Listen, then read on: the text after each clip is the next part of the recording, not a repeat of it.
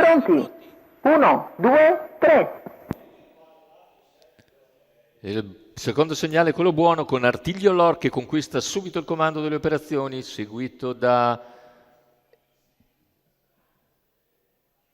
Elora e Adbakan Font, mentre è partito molto bene Costante Jet, sbaglia Numero intanto 3, Elora Mo, Elora Mo squalificato. dalla seconda posizione, può accodarsi così Costante Jet in schiena ad Artiglio Lor che ha preso in breve il comando delle operazioni. La terza posizione per Adbakan Font, all'esterno risale Creso Risaia, seguito da Camelot R. Creso Risaia progredisce gradualmente, raggiunge i fianchi di Costante Jet, mentre avanti a tutti è sempre Artiglio Lor che evidentemente se la gioca al comando a questo punto. 46,7 per i primi 600 metri di gara, con Artiglio che guida sulla pariglia formata da Costante Jet e Creso Risaia TRGF.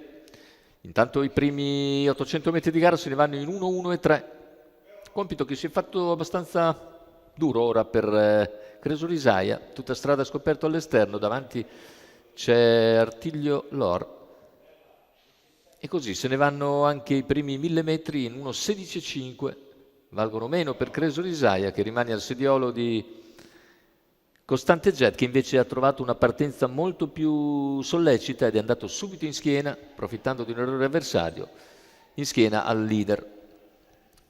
Ancora un parziale in 14,8 da parte di Artiglio Lor, percorsi esterne anche Camelot R che segue Creso Risaia.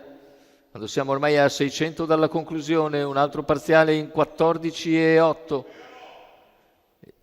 Cavalli a poco più di 500 dall'arrivo.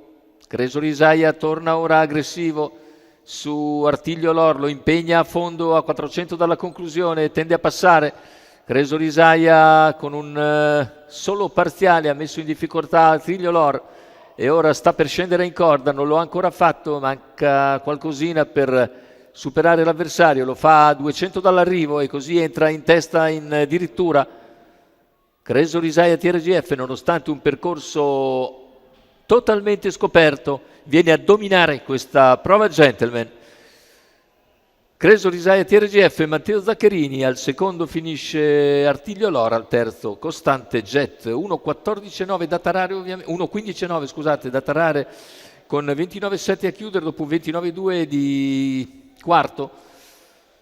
Il penultimo è un bel primo piano per l'allievo di Matteo Zaccherini e Mattia Ricci per conto della scuderia Limitless. Rivediamo le battute finali. Creso Risaia TRGF vince molto molto bene, stavolta se la fa tutta di fuori scoperto, a differenza dell'ultima in cui aveva sfondato.